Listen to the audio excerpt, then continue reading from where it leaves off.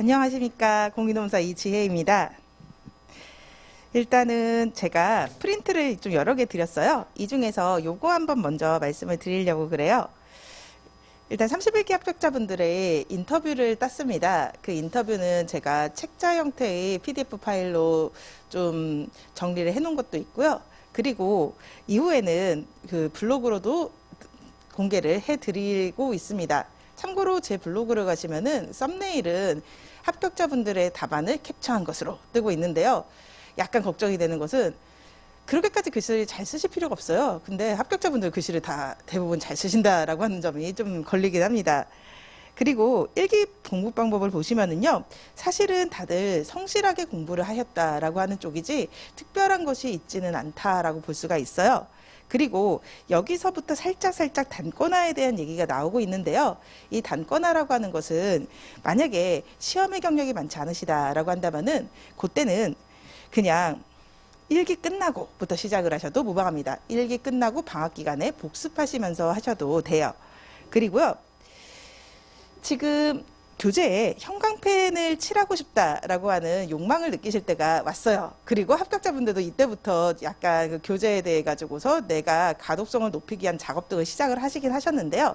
다만 여기에 있어도 적어도 수업 시간에는 그냥 연필을 써주세요. 연필을 써서 필기 같은 것도 연필로, 혹은 제가 드리고 있는 이 보충 자료라고 하는 부분에다가 필기를 해주시면 적절하실 거고요.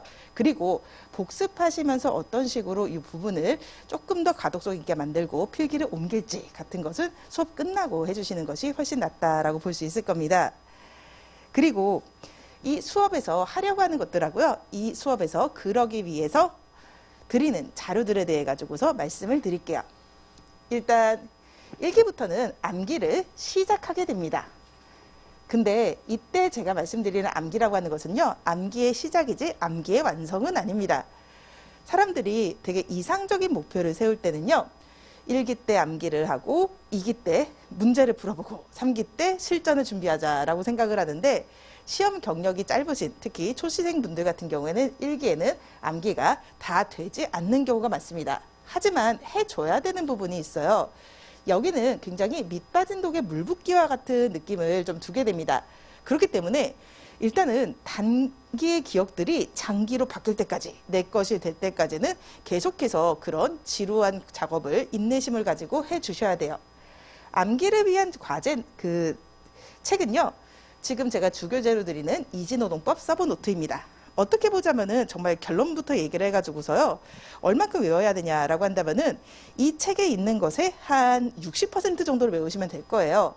그리고 이 책은 제가 단권화를 예정해서 만든 교재이기 때문에 조금 널찍널찍하게 편집이 되어 있습니다. 그렇기 때문에 한 요 정도 암기하시고 더하기 최신 판례 정도를 더 가져가는 거, 요게 사실은 우리가 암기에 달 미션이라고 할 수가 있을 거예요. 그런데 문제는요, 우리의 시험은 이해가 필요합니다. 사례 형태의 문제를 풀어야 된다라고 하는 거죠. 이 사례 부분은요, 이것은 암기할 성격이 아니라 많이 이해하고 눈에 발라두고 저렇게 써야 되는 성격이라고 할 수가 있습니다. 그래서 저는 이 책에 나와 있는 판례들의 사실관계를 분석하고, 그리고 사안의 적용이라고 하는 것을 판례를 쓰고 나서 써야 됩니다. 이거는 문제에 나와 있는 사실관계를 분석해서 내 나름의 논리적인 결론을 내는 부분이라고 할 수가 있거든요. 그 부분을 어떻게 하는지에 대해 가지고서 이 보충자료 프린트를 드립니다. 이것은 암기하는 것이 아니라 읽어야 하는 것이라고 볼 수가 있을 거예요. 더하기 이 보충자료라고 하는 것은요, 이렇게 생겼습니다. 기본적으로는 이 서브노트에 목차들을 수록을 하고 있어요. 그리고 그 목차 밑에다가 그 관련된 정보들을 담은 형태로 만들었거든요. 이것을 복습 자료로 활용을 해주신다면 효과성이 높습니다. 우리는 항상 공부를 할 때 아웃풋이라고 하는 것을 생각을 해야 돼요. 즉, 이 목차를 보면서요, 이 목차의 내용이 완전 사진처럼 떠오르지 않는다라고 하더라도 이 목차 밑에 뭐가 있었는지를 알 것 같은 것이 있을 거고요. 이 목차를 봤을 때 여기 있는 건 좀 생소하다, 기억이 가물가물하다라고 생각되는 것이 있을 겁니다. 이 중에서 기억이 가물가물한 것들이 여러분들의 약한 부분이에요. 그리고 약한 부분들은 여러 번 읽어도 머릿속에 안 들어오는 경우들도 있거든요. 그래서 이것을 복습할 때 약간은 백지복습법처럼 활용하신다라는 생각을 하시고, 그래서 여기 나와 있는 목차들을 보시고서 특히나 이해 안 가는 것들, 그런 것들을 중점적으로 읽어주시는 식으로 자신의 학습을 관리해 주실 필요가 있습니다. 물론 지금은 시험의 초반부니까요, 많이 회독하는 것도 중요하긴 합니다만 그 과정에서 나에게 약한 것이 무엇인지에 대해 가지고서 발췌독식의 학습을 하는 것도 반드시 필요하다라고 할 수가 있을 거예요. 그리고요, 그 다음에 실전이라고 하는 것이 필요합니다. 특히 동차로 공부하시는 분들 같은 경우에는요, 필연적으로 2기의 절반 정도를 날리게 된다라고 할 수가 있어요. 1차 공부를 해야 되니까, 일자는 붙어야 되니까. 그러다 보면은요, 아무래도 1기 때 진지하게 답안을 쓰는 법을 좀 배워두실 필요가 있습니다. 그래서 저는요, 이번에 1기 주말반 같은 경우에는 다음 주부터는 매주 시험을 보려고 합니다. 그리고 이 시험은요, 75점짜리로 보긴 하는데, 다만 시험 초반이잖아요. 볼 수 있는 것들로 범위를 한정해 가지고서 드리는 식으로 해서 충분히 준비를 하실 수 있게 해드릴 겁니다. 그렇기 때문에 기본적으로 이 시험은 클로즈드 북을 권장을 드려요. 안 보고 쓰는 것을 권장해 드리는데요. 근데 가장 중요한 것은 어떻게 보자면은 경험치거든요. 사람이 한 번 도전을 할 때마다 그 가능성은 0.08 정도씩 높아진다라고 해요. 작지만 진전이 있다라고 합니다. 그렇기 때문에 오픈북을 하고 약간 컨닝하면서 문제를 작성을 하시더라도요, 문제를 아예 풀어보지 않는 것보다는 훨씬 나은 것을 볼 수가 있어요. 그 과정에서 나는 내가 무엇을 모르는지라고 하는 것을 깨달을 수가 있거든요. 그리고 어떤 부분을 아는지라고 하는 것도 볼 수가 있을 겁니다. 그래서 클로즈드 북을 권장하지만 오픈북을 허용합니다.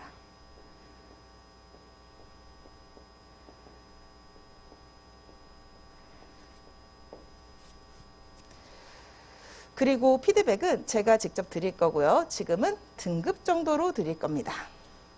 점수까지 안 드릴 거고요. 그리고 여러분께서 지금 이 과정을 들으시면서 좀 요 두 가지 부분에 대해 가지고서 크게 고민을 해주고 내가 잘하고 있는지를 봐주셨으면 좋겠어요. 첫 번째 부분은 이미지화라고 하는 겁니다. 저는 일단 수험가에서는 답안을 잘 쓰는 사람 혹은 피드백을 잘 해주는 사람, 이쪽으로 소문이 나 있는데요. 제가 지금 신경을 쓰고 있는 것은 이미지화라고 하는 부분이에요. 이 노동법을 단어와 단어의 조합으로 생각을 하시는 것이 아니라 이것을 이미지로 떠올리실 수가 있어야 되는 거예요. 약간 그러니까 당위성에 대한 부분이라고 할 수가 있습니다. 즉 사용자는 왜 저런 짓을 하는지, 근로자는 왜 저런 짓을 하는지와 같은 것들이 조금 납득이 가야지, 그래야 암기가 더 잘 되는 부분들이 존재를 해요. 그래서 약간 이 글이 그냥 글로 보인다라고 하는 느낌이 들었을 때, 그럴 때는 말씀을 해주시고 질문을 해주셔서, 그래서 일기 과정에서는 최소한 판례의 문구라던가 이 책에 있는 것들, 암기해야 되는 것들에 대한 것은 소화를 해주셨으면 좋겠습니다. 그리고요, 두 번째는 현출이라고 하는 부분입니다. 그 객관식 문제집을 푸는 경우에도요, 내가 강의를 들었다고 해가지고서 문제가 잘 풀리는 것은 아니다라고 하는 것을 느끼실 수 있을 거예요. 특히 민법을 해보시면 그런 느낌이 많이 들거든요. 마찬가지예요. 주관식의 경우에도 내가 회독해서 집어넣었다라고 하는 것이 인풋인데요. 그것을 내가 토해내는 것은 또 별개의 문제입니다. 그리고 이 두 가지를요, 분리해 가지고서 전자를 먼저 하고 후자를 나중에 하자라고 하는 것보다는 사실 전자와 후자의 간극을 최대한 줄여가면서 시작을 하시는 것이 좋아요. 그래서 답안을 써보시는 연습이라고 하는 것도 충분히 해보셔야 됩니다. 그래서 중요한 사례들 같은 경우에는요, 과제 프린트에다가 제가 케이스 문제로 넣어드렸어요. 그리고 이 과제 프린트에 있는 사례들에 대해 가지고서요, 정답이라고 할 수 있는 것은 이 과제 프린트에 10페이지 정도를 보시면은 아실 수가 있게 됩니다. 그리고 이런 식으로 이 10페이지의 생김새를 좀 봐주시면은요, 목차가 있습니다. 목차가 있고요. 그리고 논점의 정리라는 애가 있어요. 그 논점의 정리는 문제를 제기하는 부분이겠다라고 생각하실 수가 있을 겁니다. 그리고 나서 뭔가 배경 이론 같은 것이 있죠. 근로기준법상 근로자 판단기준 뭐 이런 것들이 들어가 있어요. 여기에서 논점의 정리 같은 것은 써보려고 노력을 해야 됩니다.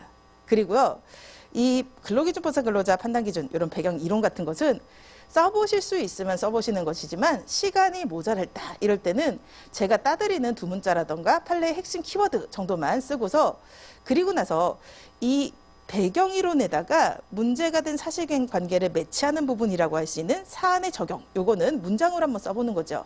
이런 식으로 약식으로라도 좀 답안을 많이 접해 주셨으면 좋겠습니다. 말하자면은 서론하고 결론 쓰기와 같은 것들을 좀 해주시면서 최대한 많은 문제를 접해 주시는 것이 필요합니다. 네, 그래서 여기까지 말씀을 OT로 드리고요. 그리고 나서 이번에는 이 책 들어가도록 하겠습니다. 저는 수업을 할 때는요, 기본적으로는 책을 PPT에다 띄워놓고 하는 스타일입니다. 그리고요, 보충 자료가 있는데요. 이 보충 자료랑 조금 왔다 갔다 하면서 수업을 하게 될 거예요. 사실관계는 이 보충 자료에 들어가 있고요. 배경 이론은 책에 들어가 있습니다.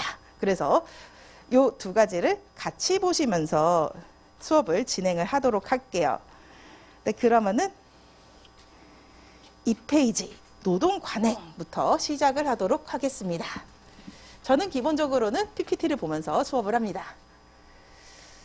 사실관계를 하나 드릴 겁니다. 쟁점이 어떤 거였냐면요, 보충자료 2페이지에 보충자료 3페이지에 있는데요. 어떤 회사에서 취업규칙이나 단체협약 등 근거 규정이 없습니다. 그런데요, 창사 이래 20년 동안 김장 처리라고 할 수 있는 10월이나 11월 달에 20만 원의 김장 비용을 지급해 왔었어요. 그래서 근로자들은 한 몇십 년째 회사가 주는 김장비를 생각을 하면서 뭐 배추도 구입을 하고 새우젓도 구입을 하고 그렇게 생활을 해왔습니다.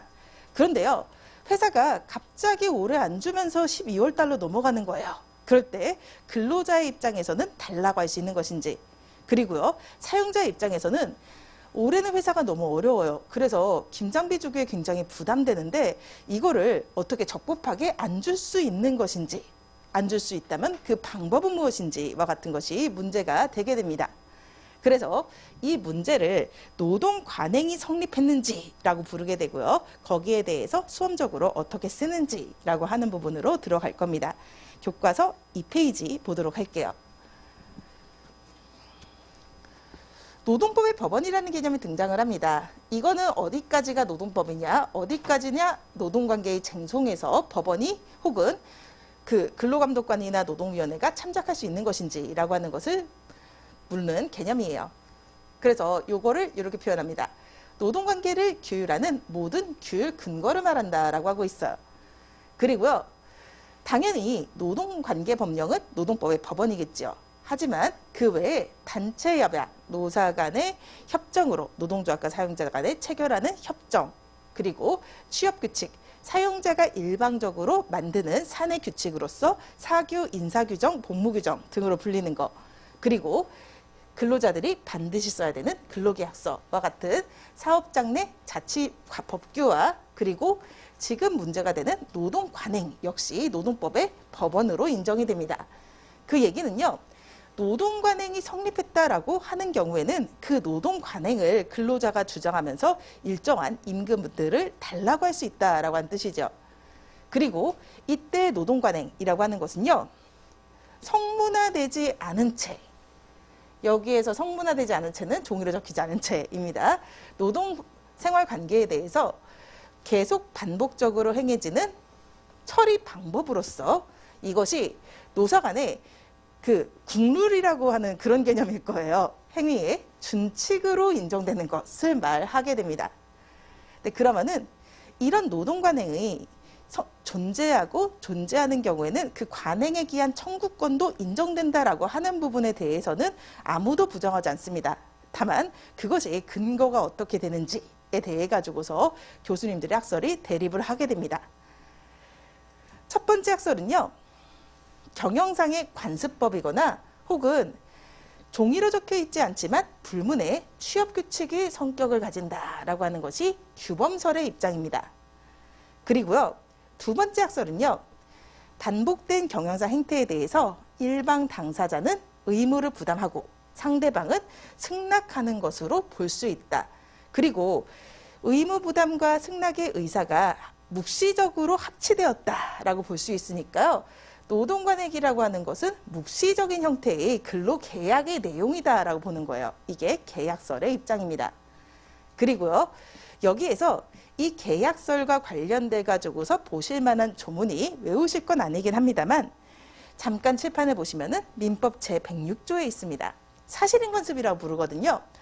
법령 중에서 선량한 풍속 기타 사회 질서와 관계없는 규정과 다른 관습이 있어요. 그러면은 당사자의 의사가 명확하지 않은 때는 그 관습에 의한다라고 하는 겁니다. 그래서 이런 사실인 관습 등 계약의 성격을 가진다라고 하는 것이 계약설입니다. 그리고 세 번째는요, 장기간 지속하여 온 신뢰에 대한 신의칙상의 의무다라고 하는 것, 즉 신뢰 책임이다라고 하는 견해가 대립을 하고 있습니다. 그리고요, 이와 관련해 가지고서 판례는 노동관행의 법적 성질에 대해서 평가를 하진 않았습니다. 원래 판례는 그렇습니다. 교수님들이 말 중에서 어떤 것이 맞느냐라고 하는 거에 대해서는 얘기하지 않고 주로는 어떻게 문제를 해결하는지에 집중을 하게 돼요. 그래서 이 판례는 노동관행이 어느 정도는 돼야지 성립하느냐라고 하는 부분에 대해서만 답을 주게 됩니다.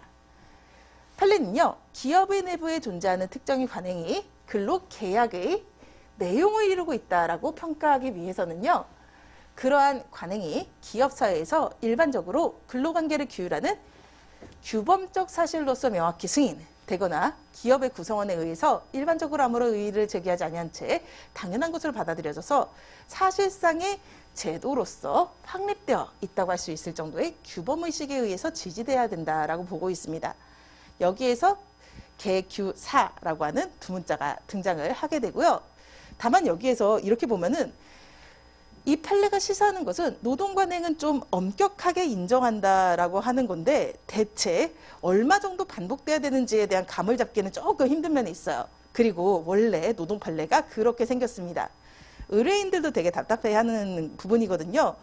관행이 성립했다라고 했었을 때 5년간 계속하면 성립합니다. 7년간 계속하면 성립합니다. 라고 대답할 수 있으면 우리도 좋아요. 근데 그렇게 못하는 거죠. 다만 그와 관련해 가지고서 판례가 어떤 식으로 이것을 보고 있는지라고 하는 것을 두 가지 사례를 통해서 말씀을 드리겠습니다. 3페이지로 가시면은요, 그 관련 판례라고 해가지고서 두 가지의 사례가 등장을 하고 있어요. 첫 번째의 사례는 무사고 포상금 지급이라고 되어 있습니다. 그리고 여기에서 단체협약서 제23조 3호가 등장을 해요. 3년 이상 무사고로 운전하면은 상벌위원회의 심의를 거쳐서 표창할 수 있다라고 되어 있어요. 이거는 재량이기 때문에요, 안 줘도 되는 거예요. 그래서 이거 자체로 지급 의무가 있는 것은 아니긴 합니다. 그런데 물론 판례 역시 이 규정상으로는 재량에 맡겨진 듯 되어 있긴 하지만 회사는 적어도 지금 수험생분들 중에서 98년생 분들도 분명히 계실 거예요. 98년부터는 예외 없이 매년 3월 정기 계속적으로 3년 이상의 무사고 운전자들에게 일정액을 지급해왔다. 굉장히 오래된 거죠. 지금 이때를 기준으로 한다라고 하더라도 20년 정도 된 겁니다. 네, 그렇다라고 하는 점에서 이 정도면은 판례는 이렇게 이 부분을 평가합니다.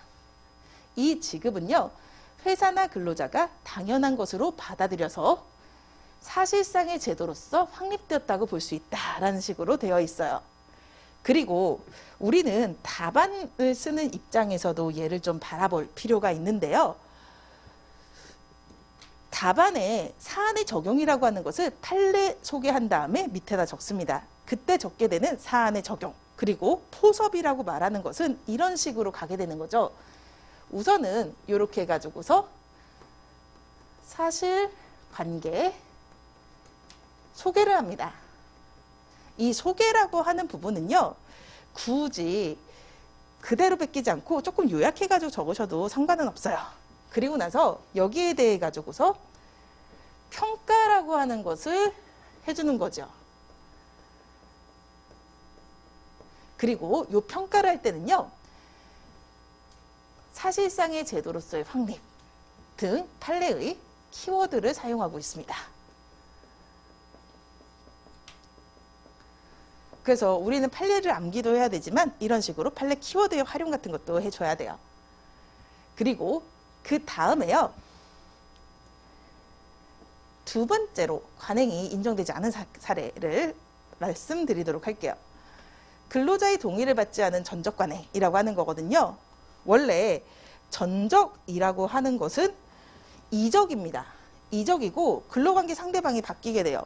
삼성 SDS에서 삼성 디스플레이로 전직한다라고 한다면은 더 이상 이 사람은 삼성 SDS의 근로자가 아니고 삼성 디스플레이의 근로자가 되게 됩니다. 그래서요, 이 전적이라고 하는 것은 원래 지금 노예제가 아니니까 당연히 근로자의 동의가 있어야 유효 요건이긴 합니다만, 판례는 전적 관행이라고 하는 것이 성립할 가능성은 있다라고 보고 있어요. 하지만 여기에 대해서는 웬만해서는 인정되지 않는다라고 합니다. 가능성은 있지만 웬만해서는 안 된다라고 하는 것이고요. 어느 정도까지 엄격하게 보냐면요, 이런 식입니다. 계열사 간의 전적이 20년간 계속 시행돼 왔고 현존 관리직 사원이 30% 이상 이 전적된 경력을 가지고 있다라고 하더라도 그것만으로 키워드 등장하죠. 규범적 사실로서 명확히 승인되었다던가 사실상의 제도로서 확립되었다라고 볼 수는 없다라는 식으로 평가를 하고 있습니다. 여기에서 그러면 우리는 수험적으로 기다 아니다라는 판단을 해야 돼요. 그 판단을 할 때 도움이 되는 팁은 이 교수님의 평석일 겁니다. 지금 밑에 있죠? 사실로서의 관행에 법원성을 긍정하는 것은 근로자의 권리를 보다 넓게 인정해 주려는 것이고 사용자의 권리 보장을 위함이 아니다라고 봅니다. 그렇기 때문에 기본적으로 어느 정도 지속돼 오고 근로자에게 유리했던 관행이에요. 이게 20년 정도까지는 아니고 짧게 한 5년, 10년이었다라고 하더라도 그런 것은 좀 인정해주는 쪽으로 가고요. 근로자에게 불리한 방향의 노동관행이 성립이었다라고 한다면은 그것은 웬만하면 부정해주는 식으로 가는 것이 판례의 입장과 일치를 할 수가 있게 됩니다.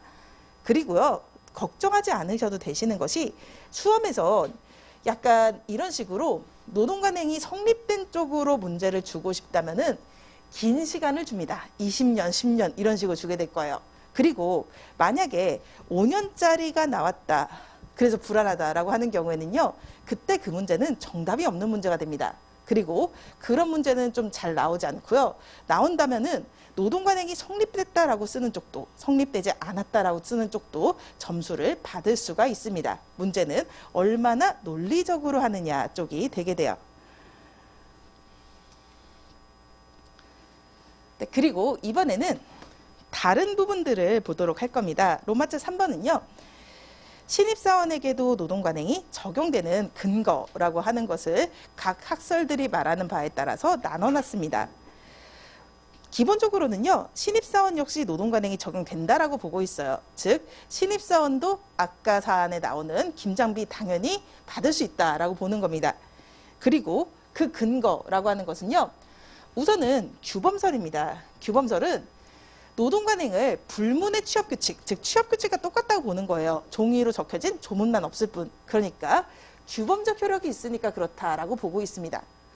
그리고 계약설은요, 사용자는 별다른 의사표시를 하지 않았잖아요. 신입사원한테. 그러니까 노동관행의 적용에 대해서 신입사원들한테도 김장비를 준다라고 하는 점에 대한 묵시적인 의사를 표시했고, 신입사원 역시 그거를 안 받을 이유는 없잖아요. 그러니까 합치도 있는 것이다. 일종의 묵시적 계약의 내용을 마찬가지로 이루고 있다라고 보는 거예요. 그리고 신뢰 책임서는요, 이렇게 봅니다.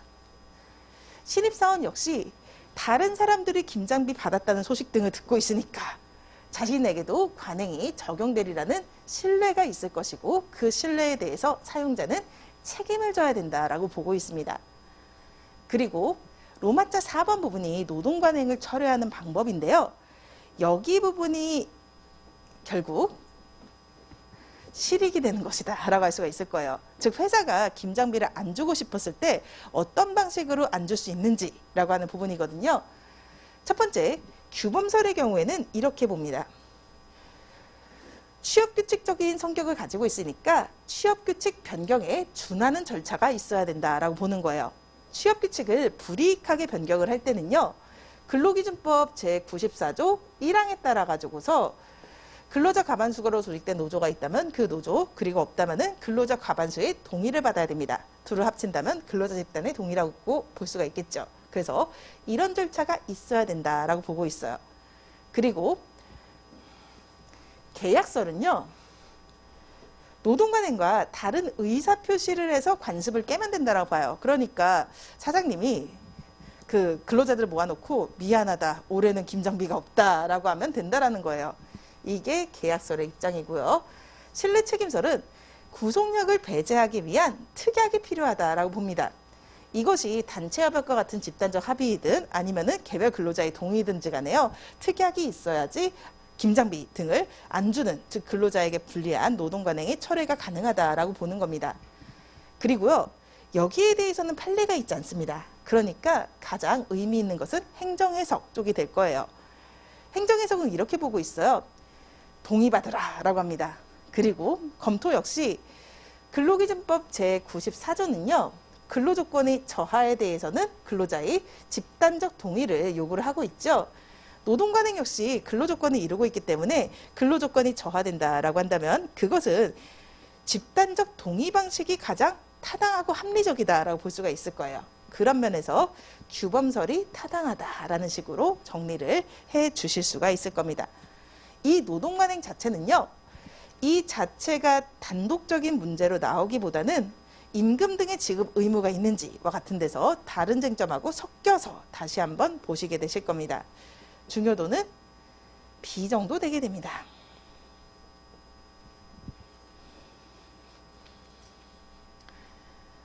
네, 그리고요, 이거는 저도 표를 만드는 걸 되게 좋아하는 사람이에요.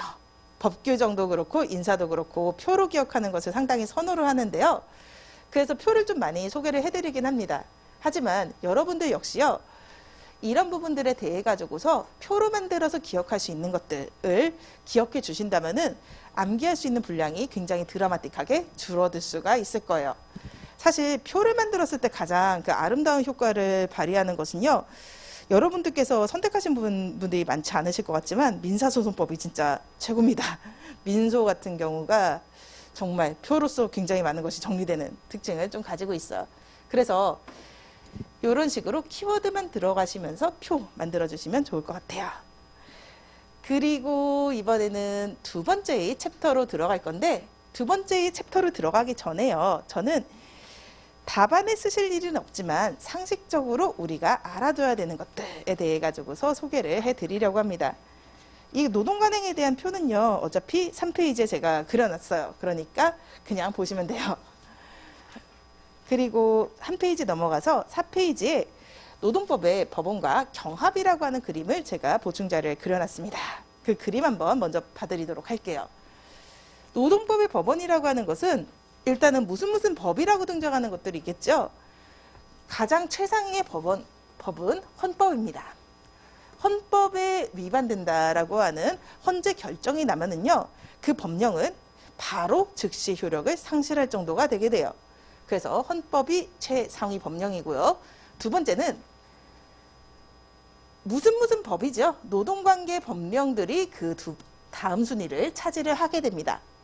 그래서요, 근로기준법 같은 것들, 노조법 같은 것들이 노동관계 법령이고요. 근로기준법에서 정하지 않은 사항들은 민법을 따라가게 되니까 민법이라던가 형법과 같은 것들도 그 범위 내에서는 노동관계의 법원의 역할을 하게 됩니다. 한편 기간제법이라던가 혹은 단시간 근로자에 대한 부분들, 파견 근로자에 대한 특별법 등이 있게 되죠. 그리고요, 이런 동순위 법령들 간에는요, 결국 특별법 우선의 원칙이라고 하는 것이 적용이 되게 돼요. 기간제 근로자다라고 한다면요, 기간제법에 나와 있는 것이 가장 우선합니다. 그리고 기간제법에 없는 것들은 근로기준법을 따라가게 되는 것이고, 근로기준법에 없는 것들, 이런 것들은 민법을 따라가게 된다라고 볼 수가 있어요. 그리고 구법과 신법이라고 본다면은 당연히 신법 우선의 원칙이라고 하는 것이 적용이 되게 됩니다. 그리고 아래쪽에 있는 애들은 사업장 내 자치 법규들입니다. 이 중에서 가장 그 순위가 높은 것은요, 사업장 내 최고 규범으로서 단체 협약이라고 하는 것이 있어요. 이 단체 협약이라고 하는 것은요, 약간 공책처럼 생겼습니다. 조문이 한 200개 정도 들어가 있는 규범집의 역할을 하게 돼요. 그리고요, 단체 협약과 관련해 가지고서 약간 그 실무적인 얘기들을 좀 드리려고 하는데요. 일반적으로 연봉협상 어떤 간격으로 하냐라고 한다면은 매년 한다라고 하는 이미지가 떠올리실 겁니다. 그 연봉협상을 대신하는 집단적인 합의라고 할 수 있는 임금협약의 경우에는요, 거의 99.9%의 노동조합들이 매년 체결을 하게 됩니다. 그리고 이것은 임금에 대해서 다루는 거다 보니까요, 기본급을 3% 인상한다, 5% 인상한다, 그리고 상여금은 얼마로 한다와 같은 그런 간단한 내용들이 담겨있는 1, 2장 정도의 종이로 되어 있습니다. 그리고 이거 역시 법적 성격은 단체 협약이라고 보게 돼요. 한편 그 외에요, 일반적으로 우리가 단체 협약 할 때 만들게 되는 이 단체 협약이라고 하는 규범집은요, 이것은 회사마다 다릅니다. 1년에서 최대 유효기간은 3년이니까 1, 3년에 한 번씩 체결을 하게 돼요. 그리고 이때 1년에서 3년 중에서 가장 많은 것은 2년이 현재 가장 많습니다. 그래서 약간 이런 식이 될 수가 있어요. 2021년 홀수해지요. 홀수에는 임금협약도 하고 단체협약도 하는 거예요. 그리고 2020년, 22년 짝수에는 임금협약만 합니다. 이런 식으로. 그래서 임단협이라는 말도 가끔씩 사례 문제에 등장을 하거든요. 그때 임단협이라고 하는 것은 요거 합쳐서 말을 하게 되는 거라고 할 수가 있을 겁니다. 아무튼 이렇게 해서 체결되는 단체협약이라고 하는 것은 사업장 내 최고 규범으로서의 역할을 하게 됩니다. 그리고요, 그 다음에 등장하게 되는 것이 사업주, 즉 사용자가 일방적으로 작성해서 모든 근로자에게 공통적으로 적용되는 취업규칙입니다. 취업규칙이란 말을 쓰기도 하고 사규, 인사규정, 법무규정이란 말을 쓰기도 합니다. 그리고 가장 후순위로 들어가게 되는 것이 근로계약이라고 할 수가 있게 됩니다. 그런데요, 여기에서 다른 순위 법원들끼리 충돌을 한다라고 한다면은 당연히 상위법 우선의 원칙이라고 하는 게 적용이 돼야 될 겁니다. 다만 노동법이라고 하는 것은요, 최저 기준에 대한 법이기 때문에 유리조건 우선의 원칙이라고 하는 것이 있어요. 이거는 미달입니다. 지금 좀 제가 오래된 사람이라 가지고서 그 순풍산부인가 막 이런 시트콤에서 미달이라는 애가 막 있었거든요. 아무튼 그래서 최저 기준을 상회하는 근로조건의 설정은 다 유효해요. 괜찮은 거예요. 최저임금 이상 다 받고 있잖아요, 많은 사람들이. 그런데 최저 기준을 하회하는 것들이 무효가 된다라고 하는 거, 그게 유리조건 우선의 원칙의 기본 내용입니다. 그래서요, 일단은 법과 하위 규범 간에는 유리조건 우선의 원칙이 적용됩니다. 미달하면 무효가 됩니다. 취업규칙과 근로계약 간에도요, 미달하면 무효가 됩니다. 즉 대부분의 근로자들은요, 협상력이 없어요. 없으니까 취업규칙이라고 하는 것이 기본적인 기준의 역할을 해줄 필요가 있거든요. 근데 때로는 협상력이 센 근로자들이 있어요. 일 잘하고 그러신 분들. 그런 경우다라고 한다면은 취업규칙보다 더 나은 근로조건을 요구할 권리를 주는 것이고, 그리고 그렇게 해가지고서 근로자가 개별적으로 쟁취해낸 것들에 대해서는 효력을 인정을 해준다라는 겁니다. 그런데 여기에서 단체 협약은 아닙니다. 단체 협약을 상회하는 근로조건이라고 하는 것을 노사가 개별적으로 체결할 수 있도록 만들어버리면은요, 단체 협약 자체가 유명무실해지고 노동조합의 협상력이 떨어질 수 있습니다. 그렇기 때문에 단체 협약만큼은요, 절대적인 기준 역할을 하도록 하고 있어요. 그래서 여기는 단체 협약에 위반되는 취업규칙이나 근로계약과 같은 하위 규범들은 무효가 되는 시스템을 가지게 되게 됩니다. 네, 그러면은 이와 관련된 문제들을 한번 풀어보도록 할 겁니다. 유리조건 우선의 원칙에 대해서 어떻게 답안을 쓰는지부터 말씀을 드릴게요. 이게 직전에 기출됐어요. 재작년에 기출이 되어버렸기 때문에요. 얘는 사실 C급 정도 될 겁니다. 막 머릿속에 힘줘서 외우실 필요까지는 없는데요. 그래도 잘 기억은 해주셔야 됩니다. 그럼 4페이지로 가가지고서 책 보도록 하겠습니다. 의의로부터 시작을 하죠. 유리조건 우선의 원칙은 일정한 범위 안에서 상위 규범보다 하위 규범이 근로자에게 더 유리하다라고 한다면 하위 규범이 우선해서 적용된다라고 하는 상위법 우선 원칙의 예외를 말한다라고 할 수가 있어요. 키워드는 유리 우선 예외입니다. 그리고 이번에는 취업규칙과 근로계약 간의 유리조건 우선의 원칙이 적용되는지라고 하는 부분으로 들어갈 겁니다. 이것은 기출되었습니다. 다시 나올 확률은 높지 않을 거라고 보고 있는데요. 근거 조문이 있습니다. 근로기준법 제97조예요. 내용을 보면요. 취업규칙에서 정한 기준에 미달하는 근로조건을 정한 근로계약을 그 부분에 관해서 무효로 보게 되고요. 이 경우 무효로 된 부분은 취업규칙이 정한 기준에 따른다라고 되어 있습니다. 여기는 미달이에요. 그리고요. 판례 역시 이 부분에 대해 가지고서 명시적으로 긍정하는 판시라고 하는 것을 했습니다. 내용 보도록 할게요. 판례는요. 근로기준법 제97조의 취지는 취업규칙에 최저기준으로서의 강행적, 보충적 효력을 부여해서 개별노사 간의 합의라고 하는 형식을 빌려서 근로자로 하여금 취업규칙에서 미달하는 근로조건을 감수하는 것을 막아서 종속적 지위에 있는 근로자를 보호하기 위한 규정이다라고 보고 있어요. 약간 그 회사의 사내 규정들이 있어서 그거를 회사는 기존 근로자에 대해서는 지킵니다. 그런데 막 취업난이고 그러면은요, 신입사원들이 그보다 낮은 근로조건을 적용을 시켜줘도 근기법에 반하지 않는다라고 한다면은 왠지 올 것 같거든요. 그러면은 왠지 회사는 그러고 싶을 것 같은데 안 된다라고 근로기준법 제97조가 막고 있는 거예요. 그리고요. 이러한 규정의 내용과 입법 취지를 고려해서 근기법 제97조를 반대 해석해요. 좀 상반되는 상황에서는 어떻게 되는지라고 하는 거예요. 이거는 근로자가 협상력이 강할 때, 능력이 있을 때입니다. 그렇다라고 한다면요. 기존의 근로자보다 더 대우해서라도 데려오고 싶을 때, 그럴 때 그 상황에서 그 근로자에게 제시하는 유리한 근로조건이라고 하는 거, 그거는 효력이 있다라고 보는 것이 맞다라는 거예요. 반대 해석을 하면은 결국 유리한 경우에는 개별 근로계약 부분이 유효하고 그리고 취업규칙에서 정한 기준에 우선해서 적용된다라고 보고 있습니다. 그래서 여기는 강종반 이렇게 기억을 해주시면 되고요. 그리고 이번에는 3번 보도록 하겠습니다.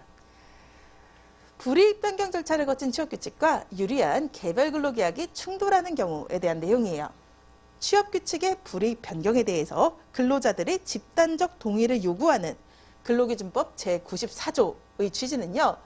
결국 사용자가 일방적으로 정하는 취업규칙을 불이익하게 변경하려고 할 경우 근로자를 보호하기 위한 것이라고 봐야 됩니다. 한편 근로기준법에는 제4조라고 하는 조항도 존재를 하고 있어요. 이거는요. 근로조건 자유 결정의 원칙입니다. 이것은 당사자 사이의 자유로운 합의에 따라서 정해져야 되는 사항임을 분명히 함으로써 근로자를 보호하는 것이 그 취지다라고 할 수가 있을 거예요. 그래서 취업규칙이 집단적 동의를 받아 근로자에게 불리하게 변경된 경우에도요, 좀 더 협상력이 강해서 좋은 조건을 개별적 합의로 따냈던 그 기존 근로자들에 대해서는 근기법 제4조가 여전히 지켜져야 된다라고 보게 됩니다. 그렇기 때문에 결국 불리한 취업규칙은 절차 면에서 과반수 노조의 동의를 받는 등 집단적 동의 절차를 완료했다라고 하더라도 그보다 유리한 근로조건을 명시적으로 정했던 기존 개별근로계약 부분에 우선하는 효력을 가진다라고 볼 수가 없고요. 그리고 그럴 경우에는 근로계약이 개별적 동의가 없는 한 우선해서 적용된다라고 보고 있습니다. 즉, 요 얘기는 어떤 얘기냐면요. 근로계약을 바꾸는 방법은요, 근로자 개인의 동의입니다. 이럴 경우에는 취업규칙보다 근로자의 개별적 근로계약이 우선하고, 그리고 근로계약을 바꾸려면은 동의가 있어야 되며 동의 없이는 할 수 없다라고 하는 의미를 가지게 되는 거죠. 그리고 이와 관련해서 보충자료를 봐주시면은요, 여기에는 기출문제에서도 등장했던 그 사례가 나오게 됩니다. 한번 확인을 해보도록 하겠습니다. 기순직인 갑이고요. 좀 나이가 드신 분입니다. 50대 중반을 향해 달려가셨던 분이었는데요. 이분이 300명의 A사와 연봉 7천만 원에 일하기로 근로계약을 체결했습니다. 미리 근로계약의 연봉이 명시된 거죠. 일을 잘하시는 분이라서 이분은 스카우트하기 위해 가지고서 좀 높은 연봉으로 측정을 해가지고서 이만큼 줄 테니 제발 우리 회사 와달라라는 식의 근로계약이 체결이 됐던 거예요. 근데 한편 이 회사는요, 그해 6월에 전 직원에 대해 가지고서 임금 피크제라고 하는 것을 도입하기로 합니다.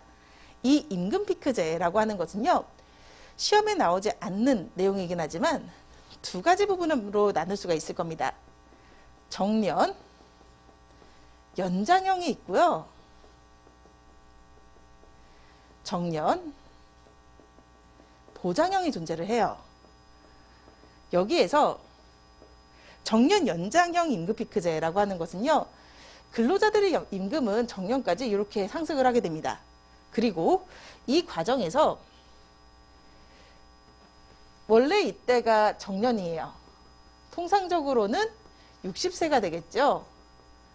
그리고 이 근로자분들을 정년이 지나고 나서도 더 고용을 하겠지만 정년이 지난 다음부터는 임금을 이런 식으로 깎겠다라고 하는 겁니다. 그래서 임금에서 피크가 존재를 하고 그게 정년이에요. 그리고 이거는요, 근로자에게 기본적으로 좋아요. 사실 엄청나게 좋아요. 이게 왜 그러냐면은 지금은 젊으신 분들 같은 경우에는 사대보험이라고 하는 게 짐처럼 느껴지잖아요. 그래서 그 월급에서 사대보험을 떼어가는 것이 굉장히 아깝다라는 느낌이 드실 건데요. 근데 나이가 들고 나면은 사대보험을 월급에서 떼어가는 거 엄청나게 감사한 일입니다. 왜냐면은 건강보험은 재산으로 나오거든요.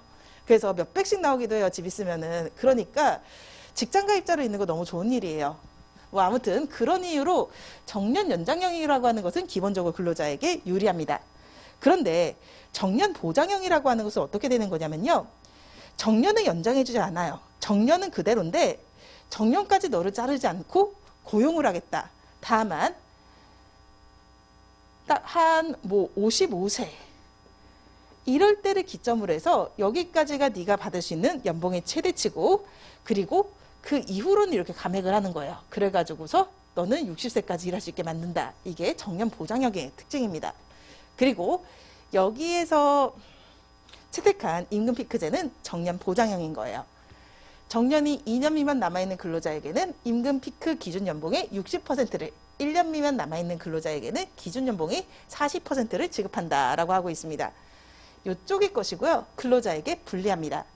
그리고 전 직원에게 적용되는 취업규칙이라서요, 전 직원의 과반수로 조직된 노동조합의 동의를 받아가지고서 이 취업규칙을 변경합니다. 그러니까 임금 피크제의 도입이라고 하는 것 그 자체는요, 이 사업장에서 정상적으로 완료된 케이스라고 할 수가 있어요. 문제는 회사가 어렵게 돈 많이 주면서 데려왔던 갑한테 그렇게 이게 적용될 수 있느냐라는 거예요. 이 사안에서 갑은요, 당연히 그렇겠지만 아니 잡은 물고기한테는 밥 안 준다고 니네가 읍소에서 데려왔더니 나한테 이렇게 하냐 뭐 이런 식으로 임금피크제를 적용한 내역을 통지하니까 동의할 수 없다고 반발을 했었던 경우거든요. 이럴 때 갑이 이 적용을 피할 수 있는지라고 하는 것이 문제가 되고 판례는 이런 식으로 얘기를 했습니다. 갑은 연봉 7천만 원을 일하기로요. 그 금액을 명시해 가지고서 근로계약을 체결한 사람이에요. 그렇기 때문에 임금 피크제가 도입되었다라고 하더라도 그것이 갑의 근로계약에 우선하는 효력을 가진다라고 볼 수는 없습니다. 그리고 이 갑은 근로계약을 바꾸려면은 결국에는 갑의 동의가 있어야 되는데 동의하지 않고 반대했습니다. 그렇기 때문에 결국에 회사는 이 사람한테는 임피제를 적용할 수가 없어요. 임금피크제를 줄여서 임피제라고도 합니다. 그리고 연봉 7천만 원을 지급을 해야 됩니다. 그래서 이 케이스가 지출됐던 바로 다음에 출제가 됐었습니다.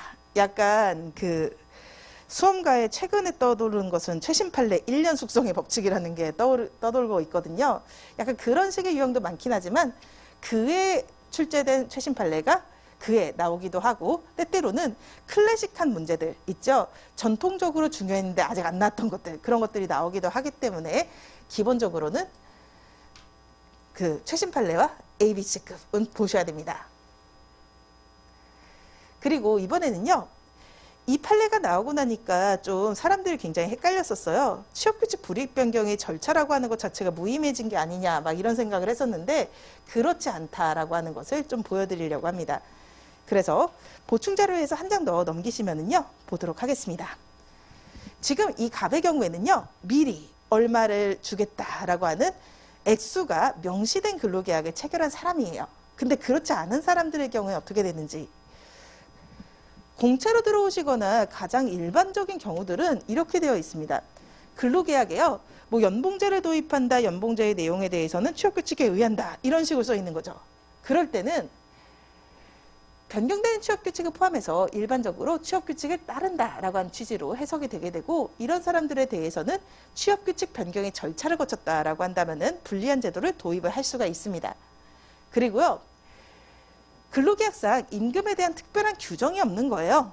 그럴 경우였다라고 한다면은 결국 취업규칙이 정하는 바에 따라서 근로관계가 성립합니다. 이런 경우에도 근로자들의 개별적 동의를 따로 받을 필요 없이 취업규칙이 정상적으로 바뀌었다라고 한다면 불리한 제도가 도입이 돼요.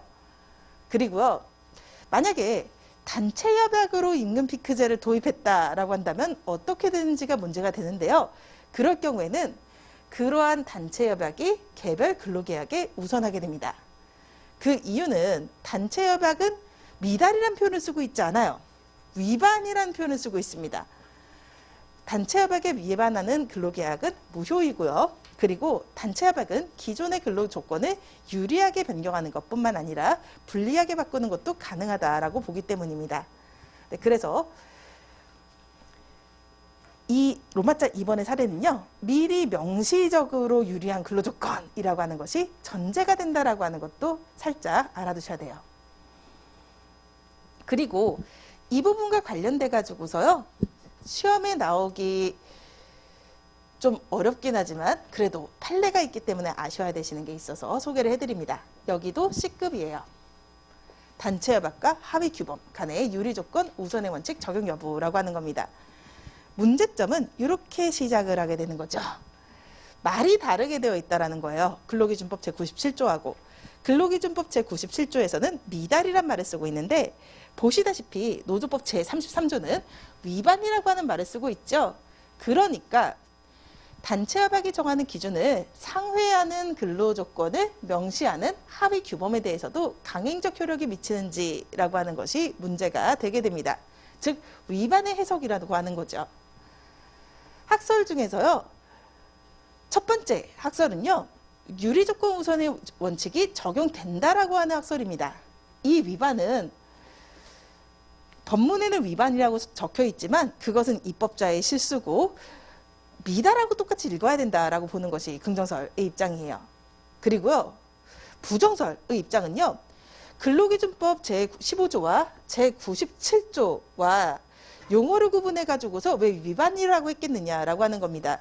이 위반은 말 그대로의 위반이고, 즉 단체협약의 규범적 효력은 사업장 내에서는 절대적 표준적인 기준이다라고 보는 거, 이게 부정설의 입장입니다. 판례는요, 역시 여기에 대해서 평가하지 않고 사실관계에 대해서만 해설을 했습니다. 그러면은 어떤 사안에서 그랬는지라고 하는 거 말씀드리도록 할게요. 일단 보충 자료에 지금 사실관계가 나와 있는데요. 보면은 단체협약상의 면직 기준은 무단결근 7일 이상일 때 면직시킨다라고 했었던 것을 5일 이상일 때 면직시킨다라고 바꿨습니다. 그런데요, 사실 이거는 실수예요. 그 실수가 임팩트가 굉장히 크다라고 할 수가 있을 거거든요. 아마도 인사부서에서 심할 썼을 것 같은데, 취업규칙은 개정되지 않고 남아 있었던 거예요. 이 작업을 깜빡했던 그 상황에서 마침 이게 쟁점이 되는 사고가 터졌던 거죠. 여기에서 법적으로 보았을 때는 두 가지의 평가가 필요합니다. 첫 번째는요, 이거는 노조법에서 등장하는 개념이에요. 협약자치 원칙과 한계에 비추어서 단체협약이 불이익 변경이 원론적으로 가능한지라고 하는 거에 대한 판례가 있으니까 소개를 해줘야 됩니다. 그래서 결론적으로는 가능하다라고 볼 수가 있고요. 그리고 불이익한 변경이 가능하다면 개정된 단체협약과 유리하게 남아있는 취업규칙이 충돌하게 됩니다. 그때 어떤 규범이 우선하는지라고 하는 게 문제가 되게 돼요. 그리고 판례는 이렇게 봅니다. 단체협약의 개정에도 불구하고 단체협약과 동일한 내용의 취업규칙이 기존에 있는 것이 그대로 적용된다면 개정이 그 목적을 달성할 수 없다라고 평가를 해요. 그러니까 개정된 단체협약은요, 당연히 취업규칙상의 유리한 조건의 적용을 배제하고 개정된 단체협약이 우선적으로 적용된다라고 하는 내용의 합의가 포함된 것이라고 봄이 당사자의 의사에 합치한다라고 보고 있습니다. 이 사례에서도요, 노사는 취업규칙을 남기려고 한 것이 아니라 의도적으로 남기려고 한 것이 아니라 결국엔 까먹은 거예요. 네, 그렇다라고 봐야 될 겁니다.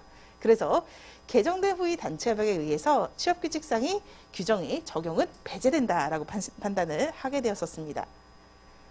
그리고 여기에서요, 판례가 유리의 원칙을 부정한 것인지는 분명하지 않기는 해요. 이거 자체로. 되게 직접적인 사례가 필요했거든요. 이걸 알아보기 위해서는. 즉 단체협약이 있는데 취업규칙만 유리하게 개정되었을 때 이런 사례가 좀 필요했는데 그런 사례가 아직 안 나왔습니다. 그래서 분명하지 않습니다만, 근데 노조법의 종국적 목적은 실질적 평등 하에서 근로조건을 결정하는 것이다 라고 하는 점에서 부정설이 타당하다라고 볼 수가 있습니다. 교수님의 표현은 좀 빌려봤는데요. 좀 아름다운 말이긴 한데 이 말이 내포하고 있는 건 그걸 거예요. 취업규칙보다 유리한 개별계약이라고 하는 것은 인정할 수 있습니다만, 단체협약보다 유리한 개별계약이거나 단체협약보다 유리한 취업규칙을 그대로 인정을 하게 되면은 노동조합이 필요 없어지거든요. 그러면 사람들이 탈퇴할 수가 있게 됩니다. 그렇다라고 하는 점에서 보았을 때 노조 보호를 위해서도 부정설이 타당하다라고 볼 수가 있을 겁니다. 여기에서 시험에 나올 성격은 아니긴 하지만 의문이 생기실 수도 있을 것 같아서 한 가지 말씀을 드리면은요. 노동조합은 이런 식으로 구체적으로 자신의 판단 하에서 이 중에서 개별 근로자가 협상으로 더 유리하게 처우할 수 있는 것들은 인정한다라고 하는 내용을 단체협약에 넣을 수 있습니다. 그건 합법입니다. 그런데 다만 포괄적으로 들어가서 그런 위임 조항 없이 단체협약에 위반하는 취업규칙이나 근로계약을 인정하진 않아요. 그래서 구체적인 위임 조항을 두는 것은 가능합니다. 단체협약보다 더 유리한 개별 합의를 할 수 있도록 되게 구체적인 위임을 둔다면은 그것은 효력을 인정할 수가 있어요. 그래서 단체협약은 그런 조항들을 두면서 체결하는 경우들도 발생을 하게 됩니다. 그래서 여기까지 내용이 지금 법원과 관련된 부분이었었고요. 그리고 세 번째로 들어가게 되는 것은 약간 그 집합이라던가 명제, 수학의 정석에서 그런 느낌이 드는 근로기준법상 근로자 들어가도록 하겠습니다. 운만 살짝 띄워놓고 나서 쉬었다가 가도록 할게요. 근로기준법상 근로자 문제는요, A급이면서 가장 무서운 A급이기도 할 겁니다. 매년 판례가 쏟아져 나와요. 근로기준법상 근로자에 대해서 대법원 판례가. 하지만 그 판례들을 일일이 배우지 않는 이유는요, 근로기준법상 근로자인지를 판단하는 기준 자체는 고정되어 있기 때문입니다. 그래서 대표 판례만 잘 기억하시고 그것을 다양한 사실관계에 접목해가지고서 문제를 푸는 식이 됩니다. 그러면은 근로기준법상 근로자의 의의부터 들어가도록 하겠습니다. 의의에서 만약에 조문이 있다라고 한다면은 그냥 조문을 뺏겨주시면 되겠죠. 직업의 종류와 관계없이 임금을 목적으로 사업 또는 사업장에서 근로를 제공하는 사람이 근로기준법상 근로자입니다. 그런지 여부라고 하는 것은요, 법의 적용 여부를 결정하는 핵심적인 기준이 됩니다. 근로기준법은 일종의 풀 패키지와 같은 역할을 하게 되죠. 근로기준법이 적용된다라고 한다면은 퇴직금도 줘야 되는 것이고 연차도 줘야 되는 것이고 정당한 이유 없이 해고도 할 수 없고 이런 식으로 사대보험도 들어줘야 됩니다. 그리고 퇴직급여법, 최저임금법, 산재법과 같은 개별법들에서는 근로기준법상 근로자의 정의 규정을 주종을 하고 있어요. 근데 여기에서 이런 측면이 좀 발생을 하는 거죠. 근로기준법은 패키지다 보니까 근로기준법상의 최저 기준은 사용자에게 부담이 될 수가 있습니다. 그렇다 보니까요, 사용자는 저 사람이 근로기준법상 근로자가 아닌 것처럼 근로계약을 체결하는 경우들이 좀 발생을 하게 되죠. 그래서 근로기준법상 근로자인지에 대한 판단 기준은 대원칙이 실질주의로 들어가게 됩니다.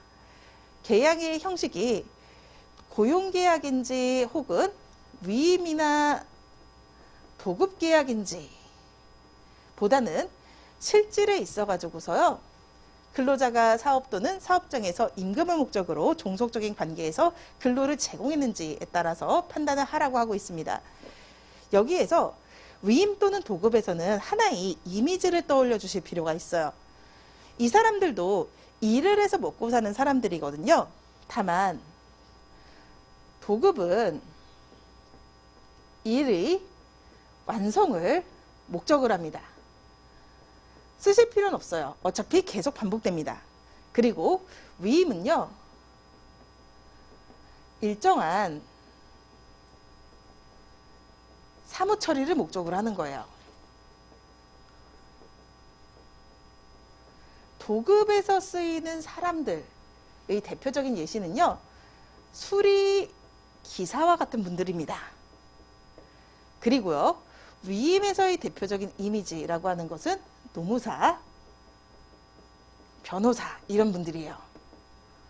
이런 분들이 개별 1인 사업장으로 있었을 때, 이럴 때가 약간 그 일반적으로 우리가 상상할 수 있는 도급이나 위임의 케이스라고 할 수가 있는데요. 이런 식으로 계약의 제목을 가지고 있다라고 하더라도 실질에 있어 가지고서 근로를 시켰다라고 하는 경우에는 근로자다라고 봐줘야겠죠. 그리고 여기에서 사업 또는 사업장이라고 하는 개념도 말씀을 드릴게요. 사업 또는 사업장이라고 하는 것은 근로자성 자체보다는 나중에 좀 더 중요해지는 개념인데요. A사가 있고 큰 회사예요. 법인입니다. 여기가요, 서울, 대구, 광주에 각각 공장을 가지고 있다라고 보는 거예요.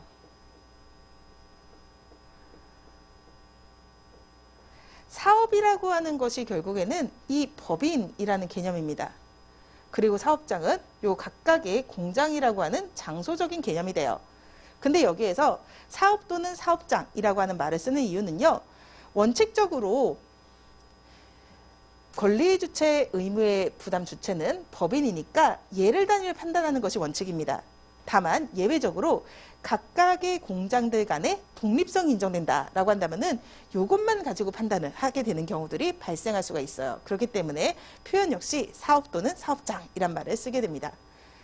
여기에서 임금을 목적으로 종속적인 관계에서 사용자에게 근로를 제공하는지 여부에 따라서 판단을 하게 됩니다.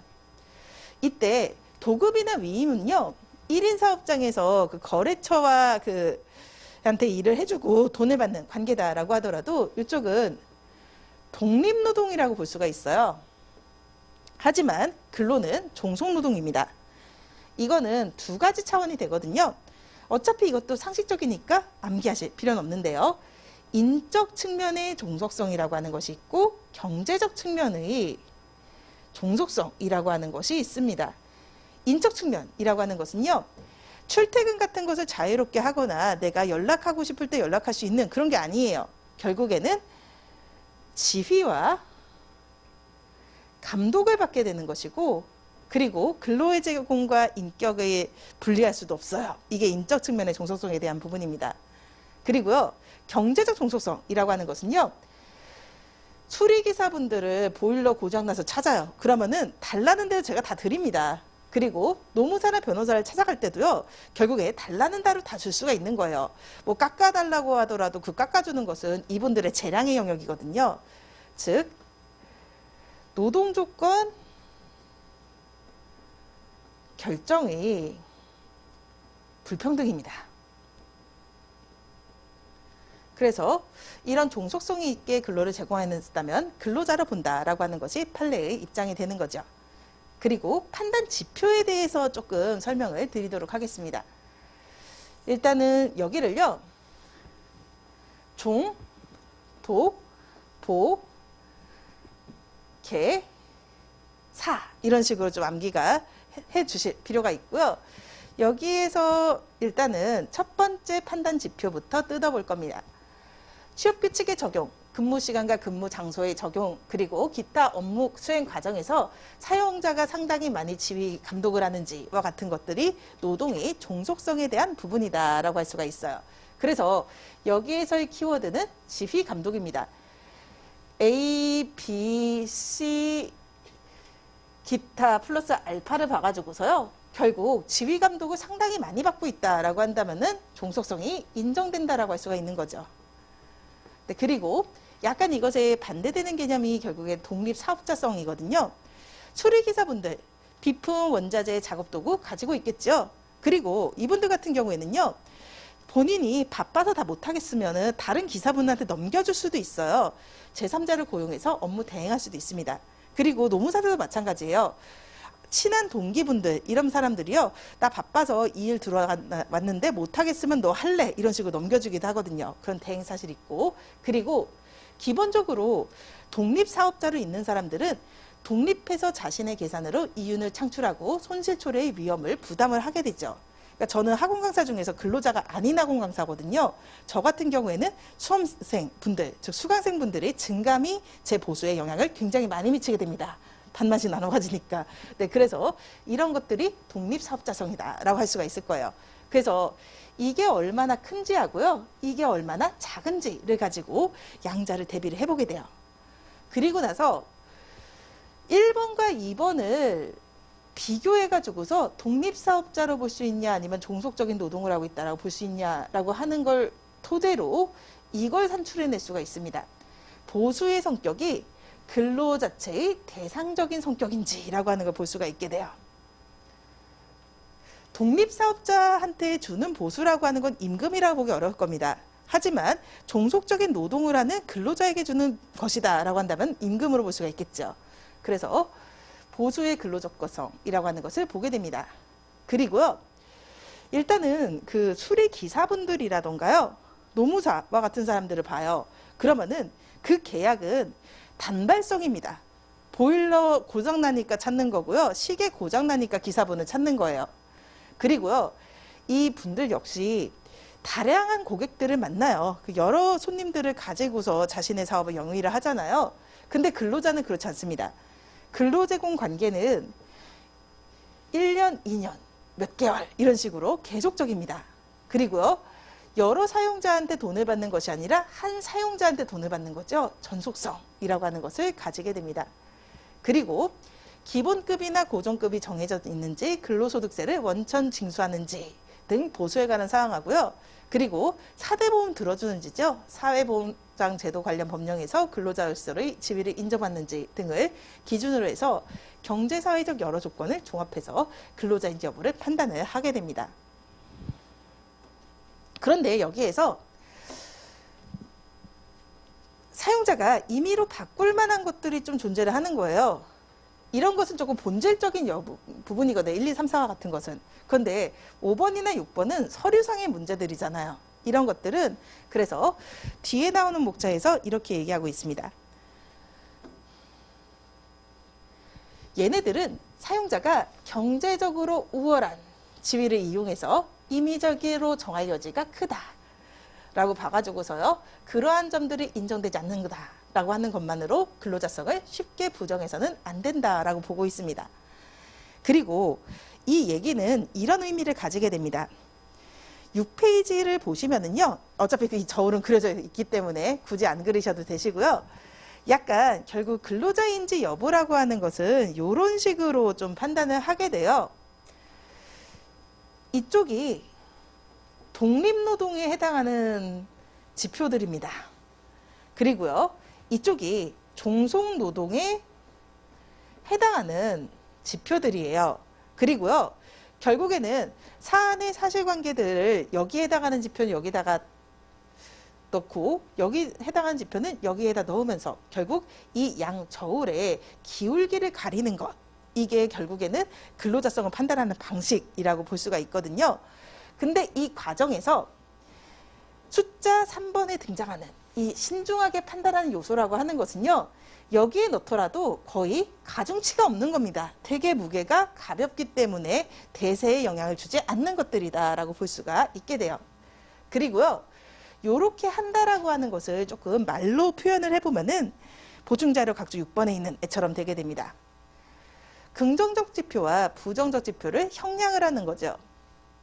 원고들이 피고와 독립된 사업자였다고 볼 만한 징표는 그리 많지 않은 반편, 원고들이 피고와 종속적 관계에서 피고에게 근로를 제공하였다라고 볼 만한 징표는 그보다 훨씬 많다. 그렇다라고 한다면은 결국 근로자다라고 하는 것이 이 판례가 내린 결론 부분의 내용이거든요. 이런 식으로 어느 쪽이 무거운지를 형량해 준다라고 하는 것도 기억을 해주시고요. 그리고 나서 이 검토는 안 써도 되긴 합니다만 그래도 중요한 판례에 대해서 이런 생각을 정리를 해준다라고 한다면은 필수는 아니지만 가점사항이라고 할 수가 있을 거예요. 되게 무난한 검토를 제가 갖고 왔어요.